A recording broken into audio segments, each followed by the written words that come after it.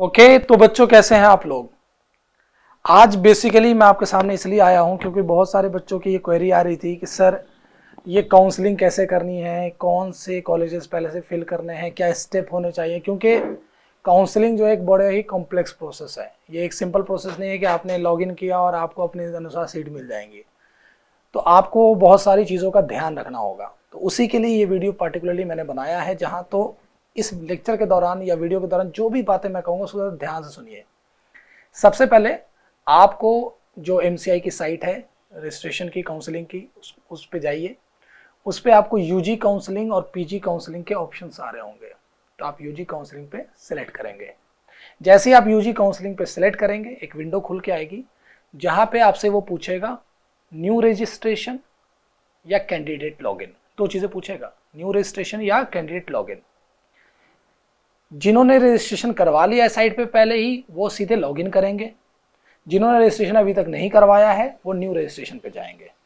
ठीक है, new registration पे आप जैसे ही जाएंगे आपको आपका नाम, mother's name, father's name, roll number, ठीक है, ये सारी डिटेल्स डालनी होगी। डिटेल्स डालने के बाद वो रजिस्ट्रेशन कर लेगा। आपको एक इंपॉर्टेंट चीज़ का ख्याल रखना है कि रजिस्ट्रेशन के टाइम पे जो मोबाइल नंबर, जो ईमेल आईडी आप देंगे वो आपकी ही होनी चाहिए। ऐसा नहीं है कि आपने कहीं दुकान पे गए और वहाँ उससे आपने रजिस्ट्रेशन करवा लिया, उस बंदे ने अपना मोबाइल नंबर डाल दिया, अपनी ईमेल आईडी डाल दिया। नहीं, जो मोबाइल नंबर आप डालें वो आपका खुद का होना चाहिए, जो आपके पास हमेशा रहता है। दूसरी चीज़, जो ईमेल आईडी डालें वो भी आप अपनी डालें ताकि कुछ भी मैसेज आए तो आपके ईमेल पे आए। क्योंकि पूरे अगले 2 महीने तक जो भी मैसेजेस आएंगे एमसीआई की तरफ से या फिर नीट की तरफ से, एनटीए की तरफ से, वो उसी ईमेल आईडी पे और उसी मोबाइल नंबर पे आएंगे। ठीक है, तो इस पे गलती नहीं करना है।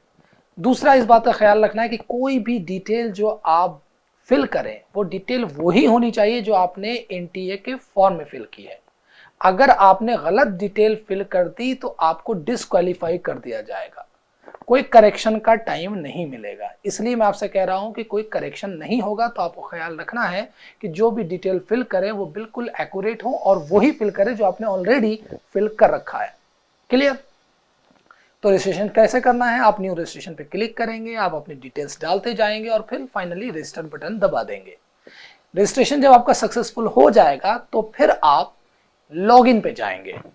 जैसे ही आप लॉगिन बटन दबाएंगे, लॉगिन बटन दबाते दो चीजें आपसे पूछेगा, एक आपका रोल नंबर और एक आपने जो पासवर्ड जनरेट किया है रजिस्ट्रेशन के टाइम पे। तो लेट सपोज आपने कोई भी आर्बिट्री पासवर्ड जनरेट किया, वो रोल नंबर और पासवर्ड जो है वो लॉगिन करने के बाद आप प्रोसीड करेंगे। जैसे ही प्रोसीड करेंगे एक विंडो खोल के आएगी और लिखा होगा लॉगिन सक्सेसफुल। उस विंडो में आपके ऊपर में कई सारे कॉलम्स बने होंगे। वो कॉलम्स कैसे होंगे वो सुन लीजिए। पहला कॉलम होगा ऑल इंडिया, दूसरा होगा डीम्ड यूनिवर्सिटी, तीसरा होगा एफएमसी, चौथा होगा JIPMER, then AMU, then others. आप किसके लिए ऑप्ट करना चाहते हो ये बहुत जरूरी है, क्योंकि ये जो काउंसलिंग हो रही है, एक तो ये ऑल इंडिया काउंसलिंग हो रही है, एएमयू की काउंसलिंग हो रही है, जिपमर की भी काउंसलिंग हो रही है, एफएमसी की भी काउंसलिंग हो रही है और अदर डीम्ड यूनिवर्सिटी जो है उनकी भी काउंसलिंग हो रही है। मैं आपको एक एग्जांपल लेके समझाता हूँ। लेट सपोज कोई एक एएमयू का बच्चा है इंटरनल, ठीक है, वो काउंसलिंग करना चाह रहा है, तो वो क्या कर सकता है। तो उतने सारे कॉलम्स में सबसे पहले जो ऑल इंडिया वाला कॉलम है उस पर आप जाइए। उसको वो पूछेगा आपसे कि डू यू एग्री, तो आप एग्री करके यस बटन दबा के प्रोसीड कीजिए ऑल इंडिया वाले को पहले कॉलम में। वो जैसे ही प्रोसीड करेंगे वो सेकंड कॉलम आ जाएगा डीम्ड यूनिवर्सिटी का, कि भाई डीम्ड यूनिवर्सिटी में क्या करना है। तो क्योंकि आप डीम्ड यूनिवर्सिटी में इंटरेस्टेड नहीं हो तो आप उसको नो क्लिक करके प्रोसीड कर दोगे। फिर तीसरा आ जाएगा एएफएमसी में। अगर आपके स्कोर बहुत ही अच्छा है और एफएमसी में आप जाना चाह रहे हो तो आप यस बटन दबाओगे, वरना आप नो करके आगे प्रोसीड कर जाओगे। फिर आ जाएगा आपका जिपमर का। अगर आप जिपमर में लेना चाह रहे हो, आपके रैंक अच्छी है, मार्क्स अच्छे हैं, तो आप उसका यस बटन दबाओगे, वरना नो करके उसको भी प्रोसीड कर जाओगे। फिर आएगा एएमयू का ऑप्शन। जैसे ही एएमयू खोलोगे वो आपसे पूछेगा कि आर यू इंटरनल और एक्सटर्नल। आप बोलोगे इंटरनल। तो जैसे ही आपने इंटरनल दबाया आपसे वो इंटरनल की डिटेल पूछ लेगा कि ठीक है आप इंटरनल हो तो आपका एनरोलमेंट नंबर क्या है ना, किस साल में आपने पास किया है, और तीसरी चीज जो पूछेगा वो आपका एएमयू का 12th का रोल नंबर पूछेगा। तो जैसे ही एएमयू वाले पे आपने यस किया, आपको 4 डिटेल्स भरनी पड़ेगी। पहला, आपको एएमयू किस साल में पास किया वो भरना पड़ेगा, दूसरा आपको इनरोलमेंट नंबर और तीसरा आपको एएमयू का रोल नंबर। ये यस कर दीजिए। यस करने के बाद एक और कॉलम खुलेगा जो लास्ट ऑप्शन है, उसको आपको नो करना है। वो बेसिकली ईएसआईसी वगैरह कैंडिडेट्स के लिए जो गवर्नमेंट के फिक्स होते हैं। तो 7-8 कॉलम जो खोलेंगे उसमें आपको किस पे जाना है, ऑल इंडिया पे, ठीक है, और दूसरा एएमयू वाले पे। उस कैंडिडेट के लिए बता रहा हूं जो एएमयू इंटरनल है। लेट सपोज कोई आर्मी का बेटा होता, उसने बड़े अच्छे मार्क्स स्कोर किए होते तो वो एएफएमसी पे भी यस करता, कोई 700 स्कोर किए हुआ है तो वो जिपमर पे भी यस करता, कोई प्राइवेट यूनिवर्सिटी या किसी डीम्ड यूनिवर्सिटी में लेना चाह रहा है, बहुत सारे पैसे हैं, तो वो डीम्ड यूनिवर्सिटी पे भी यस करता। हाँ, एक बात का ख्याल रखिएगा कि अगर आपने एएमयू और ऑल इंडिया पे यस किया है तो इसका मतलब आपको जो सिक्योरिटी डिपॉजिट करनी होगी वो टोटल 11,000 डिपॉजिट करनी होगी। उसमें से कुछ रजिस्ट्रेशन होगी और कुछ सिक्योरिटी होगी। अगर आप डीम्ड पे सेलेक्ट कर देते हो, एफएमसी पे भी सेलेक्ट कर देते हो, जिपमर पे भी सेलेक्ट कर देते हो, तो वो अमाउंट बढ़ता जाएगा, वो 5-5 लाख तक जा सकता है। ठीक है, इस बात का ख्याल रखिएगा कि ऐसा ना हो कि आपने सारे भर दिए और फिर यस बटन दबा दिया तो वो आपसे बहुत सारे पैसे मांगेगा। तो क्योंकि आपको अपने अनुसार देखना है ना, आपको ये देखना है कि आप इंटरनल हो, आपके मार्क्स भी बहुत ज़्यादा आउटस्टैंडिंग नहीं है, तो अपने अनुसार आप एएमयू और ऑल इंडिया के लिए जब ऑप्ट करोगे तो आपको 11,000 का सिक्योरिटी डिपॉजिट मांगेगा। वो 11,000 सिक्योरिटी डिपॉजिट जब आप उसके लिए प्रोसीड करोगे चेकआउट के लिए, पेमेंट के लिए, तो पेमेंट में कई सारे ऑप्शन होंगे। या तो एचडीएफसी गेटवे होगा, या तो स्टैंडर्ड चार्टर्ड का गेटवे होगा, या एसबीआई का गेटवे होगा। ये 3 गेटवे हैं जिसके थ्रू आप पेमेंट कर सकते हो। तो लेट सपोज आपने एचडीएफसी का गेटवे चूज कर लिया। जैसे आप चूज करोगे आपसे पूछेगा कि आप पेमेंट किसके थ्रू करना चाहते हो, debit card, credit card, net banking, UPI ID. तो मेरे अकॉर्डिंगली बेहतर होगा कि आप नेट बैंकिंग या यूपीआईडी लें, क्योंकि डेबिट कार्ड और क्रेडिट कार्ड में बार बार पेमेंट फेल होती है। तो कोशिश कीजिएगा कि नेट बैंकिंग के थ्रू या फिर यूपीआईडी के थ्रू आप पेमेंट कर दीजिए। तो अगर आप एएमयू इंटरनल हो तो आपको 11,000 का पेमेंट करना होगा। पेमेंट करने के बाद जब आप पेमेंट कर दोगे तो फिर एक विंडो खुल के आएगी कि योर पेमेंट इज सक्सेसफुल। उसके बाद आपको क्या करना होगा, आपको आपके रैंक, आपके इंटरनलशिप और जो भी आपने क्राइटेरिया फिल किया है, जो भी एनटीए के पास आपका डेटा है, उस अकॉर्डिंग वो आपको एक विंडो खोल के देगा कि आपके पास इतनी अवेलेबल चॉइसेस हैं और इतनी सीट्स हैं।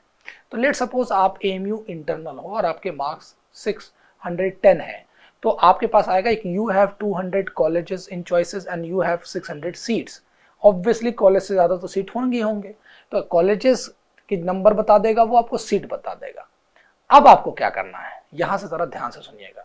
जो आपको अवेलेबल चॉइसेस दे रहा है वो आपको टोटल चॉइसेस दे रहा है कि ये आपके पास ऑप्शंस हैं। अब उन चॉइसेस में से आप कौन सा सेलेक्ट करते हो ये आप पे डिपेंड करता है। तो लेट सपोज आपके पास 200 कॉलेजेस के चॉइसेस हैं। अब आपको क्या करना है, आपको चॉइस फिलिंग करनी है। क्या करनी है, चॉइस फिलिंग। तो लेफ्ट साइड पे आपके सारे चॉइसेस होंगे जो आपको दिए गए हैं, राइट साइड पे आपको फिलिंग करनी होगी 1 2 3 4 करके। तो इसमें आप क्या कीजिए कि जो आपने प्रायोरिटी सेट कर रखी है, जैसे लेट सपोज आप एएमयू इंटरनल हो, 610 मार्क्स हैं आपके, ठीक है, तो आपको अच्छे से पता है कि 610 पे एएमयू एक्सटर्नल से तो नहीं होगा, एएमयू ओपन से तो नहीं हो पाएगा, हो सकता है एएमयू इंटरनल से हो जाए, है ना, और आपकी पहली प्रायोरिटी है कि भाई इंटरनल से हो जाए।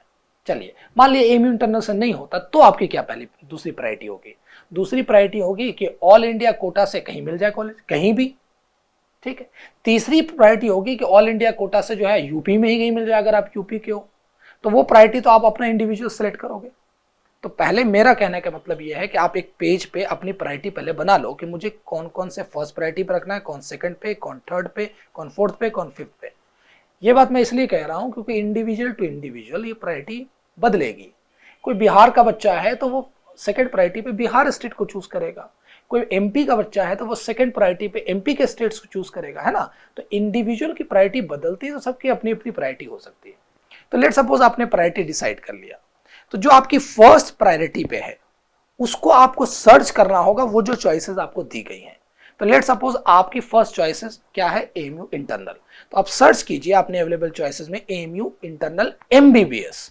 तो जैसे ही सर्च करेंगे वो दिखा देगा कि हाँ ये है, आप उस पर प्लस का बटन दबाइएगा तो वो एएमयू इंटरनल एमबीबीएस आपके इस साइड आ जाएगा, राइट साइड पे, और वो फर्स्ट प्रायोरिटी पे आ जाएगा। फिर अब सेकंड प्रायोरिटी डालना है, तो एमयू इंटरनल तो डाल दिया, अब क्या डाला जाए सेकंड चॉइस पे? तो सेकंड चॉइस पे आप अपने स्टेट, जिस स्टेट के हो उस स्टेट का कोई कॉलेज डालोगे। तो लेट सपोज आप उत्तर प्रदेश के हो, तो आप उस चॉइस लिस्ट में जाओगे और सर्च करोगे उत्तर प्रदेश। अब उत्तर प्रदेश के जितने भी मेडिकल कॉलेजेस हैं वो लिस्ट में आ जाएंगे जो आपके लिए अवेलेबल है। उस लिस्ट में अपने अनुसार आप ऐड कीजिए। तो लेट सपोज आपके उत्तर प्रदेश में आपको केजीएमयू बेस्ट चॉइस है, तो आप सबसे पहले केजीएमयू सर्च कीजिए, केजीएमयू आ जाएगा, ऐड कर दीजिएगा। जैसे ही आप केजीएमयू ऐड कीजिएगा ये सेकंड प्रायोरिटी आपकी बन जाएगी। क्यों भाई? क्योंकि फर्स्ट तो आपकी एमयू इंटरनल बन गई, समझ गए? तो सेकंड आपने केजीएमयू डाल दिया। फिर तीसरे आपने सोचा कि चलो यूपी में कोई और अच्छा कॉलेज बीएचयू मिल जाए, तो आपने फिर सर्च किया बीएचयू और उसको ऐड कर लिया, तो आपके थर्ड प्रायोरिटी पे बीएचयू हो जाएगा। इस तरीके से करके आपने यूपी के सारी प्रायोरिटी सेट कर ली। फिर आपने सोचा कि अच्छा अगर यूपी नहीं मिले तो मैं कहाँ जाऊं, है ना, ये सोच हो सकती है। तो फिर आपने सोचा कि अच्छा एम्स भी अप्लाई कर देते हैं, हो सकता है एम्स में हो जाए क्योंकि एम्स कई सारे हैं, है ना, और टोटल सीट्स भी ज्यादा हैं। तो आपने सोचा एम्स सेलेक्ट करने का, तो आपने क्लिक किया एम्स। जैसे एम्स क्लिक करेंगे सारे एम्स आपको डिस्प्ले हो जाएंगे जो आपको अवेलेबल होंगे, समझ रहे हैं? तो एम्स ऋषिकेश, भोपाल, न्यू दिल्ली, है ना, इस तरीके से पंजाब जितने भी हैं, बंगाल जितने भी एम्स हैं वो सब डिस्प्ले हो जाएंगे। अब उन सारे एम्स में से आपको किसको ऐड करना है ये आपको डिसाइड करना होगा। तो सबसे पहले तो आप एम्स न्यू दिल्ली ऐड करोगे, एम्स न्यू दिल्ली के बाद आप एम्स भोपाल ऐड करोगे, फिर एम्स भोपाल के बाद आप एम्स जोधपुर ऐड करोगे, फिर एम्स ऋषिकेश ऐड करोगे। इस तरीके से प्रायोरिटी वाइज ऐड करते जाओगे, ठीक है? तो पहली प्रायोरिटी आपने एमयू इंटरनल सेट कर ली, दूसरी प्रायोरिटी आपने क्या सेट की? केजीएमयू, तीसरी बीएचयू, फिर चौथी, पांचवी, छठी में यूपी के अदर कॉलेज, देन आप एम्स पे गए। अब इस तरीके से करके आप जितनी भी चॉइसेस हैं उन सबको आप वहां पे फिल कर सकते हो। मतलब जितने भी कॉलेजेस थे सबके सब भी आप चॉइसेस में डाल सकते हो, लेकिन प्रायोरिटी का ध्यान रखिएगा कि जो सबसे पहले आपने ऐड किया वो आपको दिख रहा होगा, राइट साइड पे आपको डिस्प्ले हो रहा होगा कि आपकी फर्स्ट प्रायोरिटी क्या है, सेकंड क्या है, थर्ड क्या है। तो अगर मान लीजिए आपने सारी फिलिंग कर ली और फिर आपको लगता है कि ऐसा है मुझे सबसे पहले पे केजीएमयू चाहिए, तो आप क्या करेंगे कि केजीएमयू जो कि अभी सेकंड प्रायोरिटी पे आपकी, उसको वहां पे ऑप्शन आ रहा होगा फर्स्ट प्रायोरिटी पे ले जाने का, तो आप फर्स्ट प्रायोरिटी पे ले जाइएगा। तो बेसिकली आपको क्या करना है, एक चॉइस फिलिंग जो ऑप्शंस थे उनमें से कॉलेजेस प्रायोरिटी वाइज सेलेक्ट करके राइट साइड पर रख लेना है। अगर आप संतुष्ट हो गए कि हाँ मैंने प्रायोरिटी सेट कर ली अपनी, तो ऊपर एक आपको डिस्प्ले हो रहा होगा button save and continue, save and continue या फिर सेव एंड एग्जिट का। तो आप वहां पे सेव जैसे ही क्लिक करोगे वो ऊपर डिस्प्ले हो जाएगा कि आपका जो है कंटेंट है वो सेव हो गया है, कि आप साइट को लीव करना चाहते हो, तो आप लीव का बटन दबाइएगा। याद रखिएगा लीव का बटन, जैसे ही लीव का बटन दबाइएगा आपको एक मैसेज आएगा कि ये choice filling process is completed. मतलब जितने कॉलेजेस आपको मिल रहे थे उन कॉलेजेस में से जितने कॉलेजेस आपको प्रायोरिटी वाइड आपने ऐड किया वो आपने कर लिया और वो अब कंप्लीट हो गया है। इसमें एक इंपॉर्टेंट चीज जो मैं आपको बताता चलूं कि लेट सपोज कि आज आपने कोई चीज फिल कर दी प्रायोरिटी वाइज, कल आपको किसी रिश्तेदार ने कहा कि ऐसा है कि बेहतर होता कि तुम यूपी न लेकर के कर्नाटका लेते, होता है, सजेशन मिलता रहता है। तो फिर क्या किया जाए, क्योंकि प्रायोरिटी तो आपने सेट की है। तो ऐसा नहीं है, आप दोबारा लॉगिन करके चॉइस फिलिंग में जाकर के एक ऑप्शन आएगा चॉइस इंटरचेंज का, तो वहां चॉइस इंटरचेंज में जाकर के आप दोबारा से उस प्रायोरिटी लिस्ट को बदल सकते हो अपने अनुसार। लेकिन सवाल यह है कि ये परमिशन आपको कब तक के लिए है। याद रखिएगा 2 नवंबर को चॉइस लॉकिंग होगी, तो 2 नवंबर से पहले पहले दैट इज 1 नवंबर तक आप अपनी प्रायोरिटी में खूब फेरबदल कर सकते हो, उसमें कोई दिक्कत नहीं है। लेकिन 2 नवंबर को लॉक किया जाएगा। लॉक समझते हैं, करोड़पति में लॉक कर दें।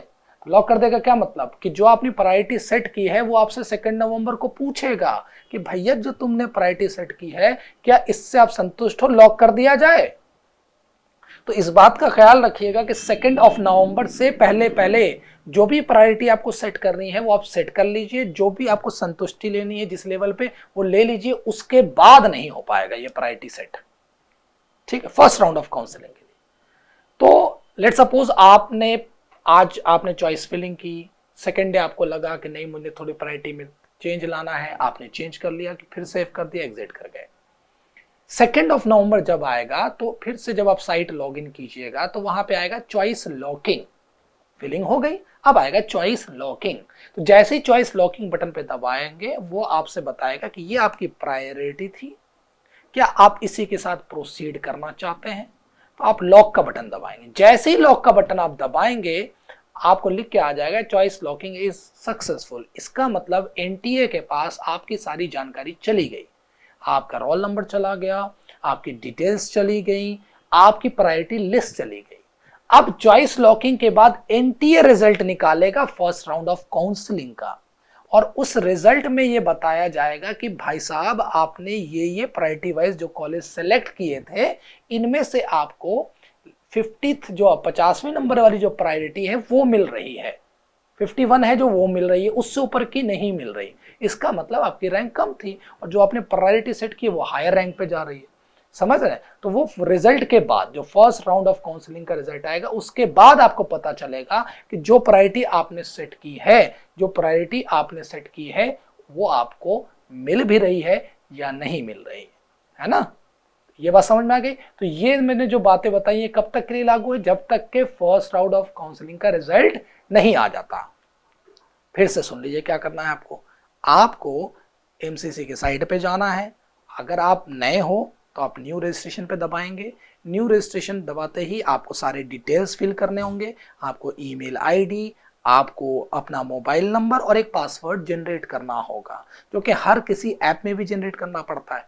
उस पासवर्ड को आपको अच्छी तरीके से याद रखना है, क्योंकि पूरे 1.5 महीने तक आपको वो पासवर्ड, आपको वो मोबाइल नंबर, आपको उस ईमेल की ज़रूरत पड़ती रहेगी। कोई भी डिटेल गलत नहीं भरिएगा, ये बात याद रखिएगा। कोई भी डिटेल ऐसी ना हो जो गलत हो, ताकि एनटीए जब को रिलेट करे उसको आपके पुराने डिटेल से तो वो मैच करने चाहिए, वरना आपका डिस्क्वालिफिकेशन हो जाएगा। ठीक है बच्चों, तो आपने रजिस्ट्रेशन करवाया, रजिस्ट्रेशन के बाद जो वो 7-8 कॉलम्स थे उनमें से आपने सेलेक्ट किया, सिक्योरिटी डिपॉजिट की, चॉइस की फिलिंग की, चॉइस की लॉकिंग की। ये कहानी कब तक की है? 2 नवंबर तक की। उसके बाद जब आप चॉइस लॉकिंग कर देंगे तब वहां से रिजल्ट आएगा फर्स्ट राउंड ऑफ काउंसलिंग का। फिर आपको डिस्प्ले होगा कि आपको कौन कौन सी चॉइस मिल रही है, कौन कौन सी नहीं मिल रही। फिर वहां पे एक बार और फिर आपको लॉकिंग करनी पड़ेगी। तो फर्स्ट राउंड ऑफ काउंसलिंग का रिजल्ट आने के बाद क्या करना है ये मैं आपको नेक्स्ट वीडियो में बताऊंगा। अभी का जो वीडियो था ये सिर्फ उनके लिए था जो ये समझना चाह रहे हैं कि करना क्या है बेसिकली लॉगिन करने के बाद। अच्छा, एक बात और आखिरी में बताता चलूं कि जो साइट है ना हमारी एमसीसी की, ये बार बार क्रैश हो रही है। पता नहीं क्या गवर्नमेंट की साइट है तो आप एक्सपेक्ट कर सकते हैं, लेकिन इतना ज्यादा बुरा होगा रिजल्ट ये हमें एक्सपेक्ट नहीं कर रहा था। मतलब एक ही लॉगिन आईडी पासवर्ड को आपको 10-10 बार डालना पड़ रहा है तब जाके वो एक्सेप्ट कर रहा है। तो एरर तो है वेबसाइट में, इस बात से तैयार रहिएगा। ऐसा नहीं कि दोबारा आप ट्राई कर रहे हो वो नहीं ले रहा है, आप परेशान हो गए। परेशान होने की जरूरत नहीं है, सरकारी चीज है भाई, काम करेगी, बहुत धीरे काम करेगी, लगे रहना होगा। कोशिश कीजिएगा कि लेट नाइट आप लॉगिन आईडी करें, यूजर आईडी या रजिस्ट्रेशन करें, ताकि उस टाइम पे लोड सर्वर पे कम हो। समझ गए? अगर फिर भी कोई दिक्कत होती है आपको तो आपके पास मेरा मोबाइल नंबर है, मेरा व्हाट्सएप नंबर है, आप उस पर पूछ सकते हो। मैं ये नहीं बता रहा आपको कि कौन से कॉलेज आपको लेने चाहिए, कौन से नहीं लेने चाहिए। क्यों? क्योंकि वो इंडिविजुअल टू इंडिविजुअल मैटर करता है, और मेरे सजेशन हो सकता है आपके सजेशन ना हो या आपकी प्रायोरिटी ना हो, तो वो तो आपको खुद डिसाइड करना होगा। हाँ, अगर आपको आइडिया लेना है कि सर मैं कौन सी प्रायोरिटी डालूं, तो ये आप पर्सनली मुझे कॉल करके पूछ सकते हो, लेकिन ओपनली मैं ऐसे कोई सजेशन नहीं दूंगा। ठीक है? तो आखिरी में एक और बात का जो ख्याल रखना है, ये बात मैं पार्टिकुलरली उन बच्चों से कर रहा हूं, उन बच्चों तक पहुंचाना चाह रहा हूं जो एमयू इंटरनल है, सिर्फ उन तक। क्या बात है? बहुत ही अहम बात है, और इस बात को लेकर के बड़े सारे मिथ्स हैं, बड़े सारे मिसकॉन्सेप्शंस हैं। तो उस मिसकॉन्सेप्शंस को, उन मिथ्स को, उन अफवाहों पे ना जाइए और मेरी बात को ज़रा ध्यान से सुनिए। कोई भी बच्चा जिसने एमयू से 12th किया है वो इंटरनल माना जाता है, चाहे वो सेल्फ फाइनेंस का हो, चाहे वो मॉर्निंग शिफ्ट का हो। ठीक है? 3 अटेम्प्ट मिलते हैं, तीनों अटेम्प्ट तक वो इंटरनल रहता है। क्लियर? इंपॉर्टेंट क्या है कि जब आप एमयू के लिए अप्लाई कर रहे हो तो आपकी पहली प्रायोरिटी एमयू ओपन होगा। एमयू ओपन एमबीबीएस, ये पहली प्रायोरिटी होनी चाहिए आपकी। सेकंड प्रायोरिटी होनी चाहिए जस्ट उसके नीचे MU internal MBBS.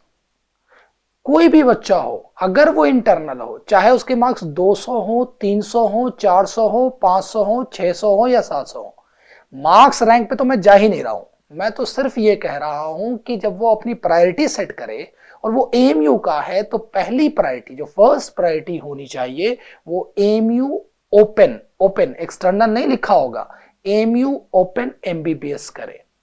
Second priority पे एमयू इंटरनल एमबीबीएस फिल करे। ठीक है, इससे क्या फायदे हैं ये समझते हैं। नुकसान तो कुछ है ही नहीं, सिर्फ फायदे समझ लेते हैं।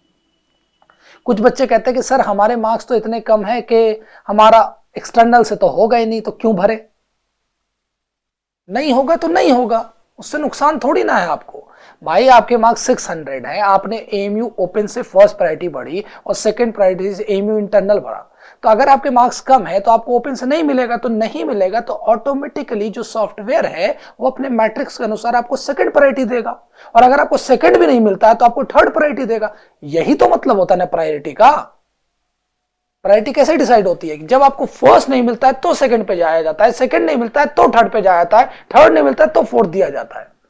तो अगर आपके मार्क्स 600 भी हैं इस साल, तो 600 वाला भी पहली प्रायोरिटी पे एमयू ओपन डालेगा, सेकंड पे एमयू इंटरनल डालेगा।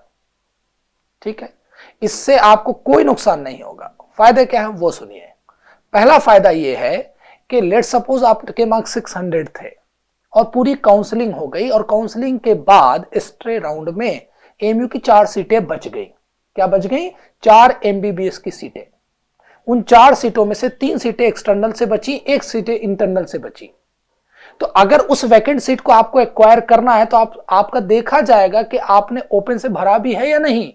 अगर आपने एक्सटर्नल भरा ही नहीं था तो आपको उन तीनों सीटों के लिए एलिजिबल नहीं माना जाएगा।